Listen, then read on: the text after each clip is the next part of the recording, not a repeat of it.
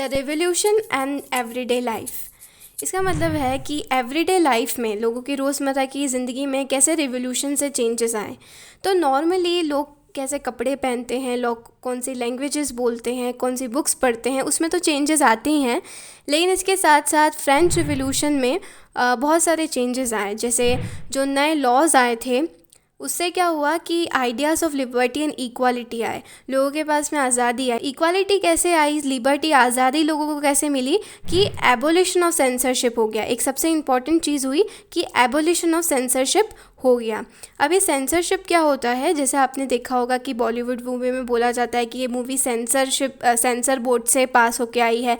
तो sensor board क्या करता है, कोई भी मूवी को देखता है और अगर उसमें कुछ इनएप्रोप्रिएट होता है तो क्या करते हैं, उसको हटा देते हैं, उस सीन को हटा दिया जाता है। तो सेंसर का मतलब यही होता है कि उसे देखना। तो पहले क्या होता था, ओल्ड रीजन में क्या होता था कि जो किंग होते थे वो सबको सेंसर करते थे, सब चीज़ों को देखते थे। कोई भी बुक्स अगर लिखी गई है, कोई भी प्लेस, ड्रामास, न्यूज़पेपर्स अगर लिखे गए हैं तो किंग उसे देखते थे, किंग उसे सेंसर करते थे। और अगर किंग बोलते थे हाँ ये ठीक है तो ही उसे लोगों को दिखाया जाता था। अगर वो अप्रूव करते थे तो ही उन्हें जनरल पब्लिक को दिखाई जाती थी। बुक्स जो होती थी वो पब्लिश होती थी, न्यूज़पेपर पब्लिश होते थे और प्लेस उसको परफॉर्म किया जाता था अगर किंग परमिशन दे तो। लेकिन जब न्यू रिजिम आया, जब रिवोल्यूशनरी गवर्नमेंट्स आना स्टार्ट हुई तो 1791 के कॉन्स्टिट्यूशन में declaration of rights of man and citizen हुआ। मतलब मैन एंड सिटीज़न को राइट्स मिले। उन राइट्स में से एक राइट ये भी था कि freedom of speech and expression.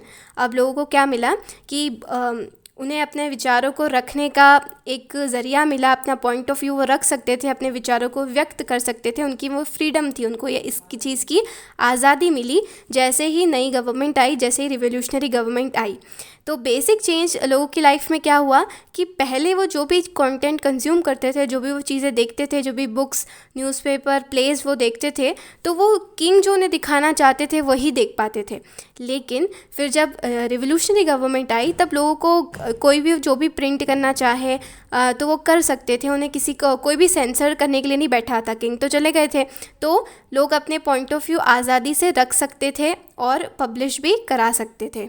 इस तरीके से लोग अपने आइडियाज़ को रखने लगे। कंट्री साइड्स में, गाँवों में भी ये सारे ideas newspaper, pamphlets and books की थ्रू चले जाते थे, प्रिंट मीडिया के थ्रू चले जाते थे। जो भी चेंजेस फ्रांस रिवोल्यूशन में आ रहे थे, जो भी फ्रांस में जो भी चेंज आ रहे थे उसको भी प्रिंट मीडिया से डिस्कस करने लगे।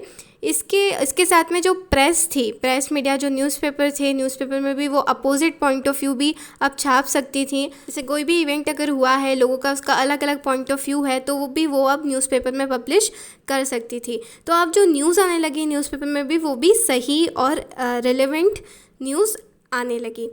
अब लोग आज़ादी से कोई भी प्ले, सॉन्ग्स, फेस्टिवल प्रोसेशंस रख सकते थे, जुलूस निकाल सकते थे, प्लेस और सॉन्ग्स गा सकते थे। कोई भी उन्हें सेंसर नहीं कर रहा था, कोई भी उन्हें रोक नहीं रहा था।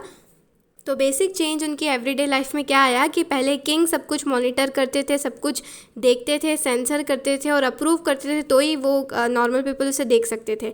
लेकिन अब क्या हुआ, जब रिवोल्यूशनरी गवर्नमेंट आ गई तो सारे लोग समान हो गए, सब लोग अपने पॉइंट ऑफ व्यू रख सकते थे, कोई भी सेंसर करने के लिए नहीं बैठा था। तो एबोलिशन ऑफ सेंसरशिप एक मेन चीज़ हुई उनकी एवरीडे लाइफ में।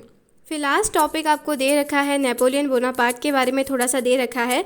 इनके बारे में डिटेल में आप आपकी 10th क्लास में पढ़ेंगे, लेकिन अभी इनके बारे में एक जनरल इंट्रोडक्शन दे रखा है। नेपोलियन ने अपने आप को, हमने पहले क्या देखा था कि जब डायरेक्टरी जो थी, 5 मेंबर्स की जो डायरेक्टरी थी और लेजिस्लेटिव काउंसिल जो थी, उनके बीच में हर वक्त अनबन चलती रहती थी, झगड़ा चलता रहता था। तो इस चीज़ का फ़ायदा उठा के military dictator Napoleon Bonaparte power में आ जाते हैं। वो फ्रांस के, अपने आप को फ्रांस का एम्पायर घोषित कर देते हैं। ये 1804 में एम्पायर बनते हैं फ्रांस का। जैसे ही ये फ्रांस का एम्पायर बनते हैं तो वो आसपास की नेबरिंग, यूरोप की जो नेबरिंग कंट्रीज़ थी फ्रांस के आसपास की, उसको कैप्चर करना स्टार्ट कर देते हैं, उसको कॉन्क्योर करना स्टार्ट कर देते हैं। इन्हें क्या कंसिडर किया गया था, मॉडर्नाइज़र ऑफ यूरोप। इनके बारे में क्या बोला गया था कि ये मॉडर्नाइज़र ऑफ यूरोप है, ये यूरोप को एकदम मॉडर्न कर देंगे। इस तरीके से इनको रिफ़र किया जाता था। क्यों इनको ऐसा बोला जाता था, क्योंकि ये जिस भी कंट्रीज़ को ये कैप्चर करते थे वहाँ पर फ्रांस में भी उन्होंने ऐसे किया था और बाकी कंट्रीज़ में भी जो उनके अंडर आ गई थी वहाँ पर वो क्या करने लग गए थे, नए लॉज आने लग गए थे, नए रिफॉर्म्स आने लग गए थे।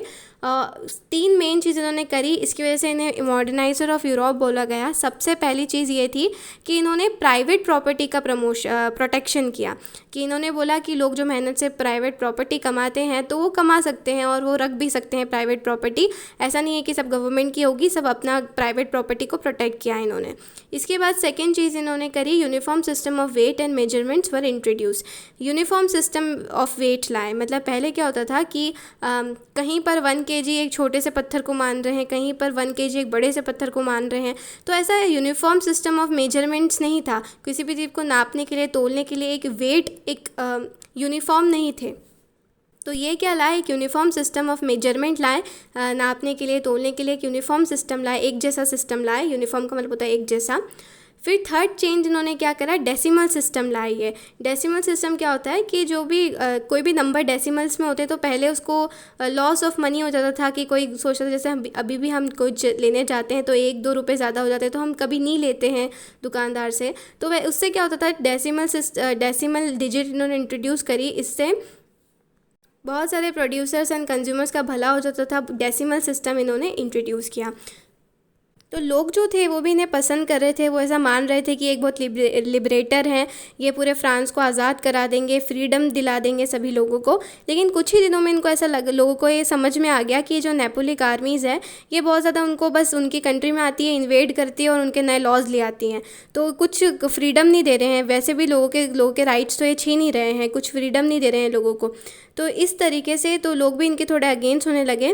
फिर फाइनली इन्हें बैटल ऑफ वाटरलू, मतलब वाटरलू में इन्हें डिफीट कर दिया जाता है 1850 में। 11 साल तक इन्होंने रूल किया और 11 साल में इन्होंने बहुत सारे ऐसे चेंजेस करे। तो ये तो 1850 में हार गए, लेकिन इनके जो आइडियाज़ थे वो बहुत समय से तक यूरोप में माने जाते थे। उनके आइडियाज़ ने यूरोप की सोसाइटी में एक डीप इम्प्रिंट छोड़ा था, मतलब एक छाप छोड़ी थी उनके आइडियाज़ ने। तो इनसे फ्रेंच रिवॉल्यूशन एंड होता है। तो फ्रेंच रिवॉल्यूशन में हमने बेसिकली क्या देखा कि लोग लिबर्टी, लोगों को आज़ादी चाहिए थी, उन्हें डेमोक्रेटिक राइट्स के लिए लड़ रहे थे। तो जो आइडियाज़ थे लिबर्टी एंड डेमोक्रेटिक राइट्स के जो फ्रेंच रिवॉल्यूशन में, तो ये इसको लेगेसी मानी जाती है, ये देन मानी जाती है फ्रेंच रिवॉल्यूशन की। कौन? Idea of liberty and democratic rights. तो बहुत सारे कंट्रीज़ के लोग ये फ्रेंच रिवॉल्यूशन में, जो पूरा रिवॉल्यूशन हुआ था उससे बहुत सारे लोग इंस्पायर हुए थे। पूरी कंट्री जो देन थी, एक लेगेसी थी फ्रेंच रिवॉल्यूशन की, idea of liberty and democratic rights, इन पर बहुत ज़्यादा बातचीत होने लगी। हम इंडिया में 2 पर्सन कौन इसका सपोर्ट करते थे, टीपू सुल्तान एंड राम मोहन रॉय, राजा राम मोहन रॉय जो थे।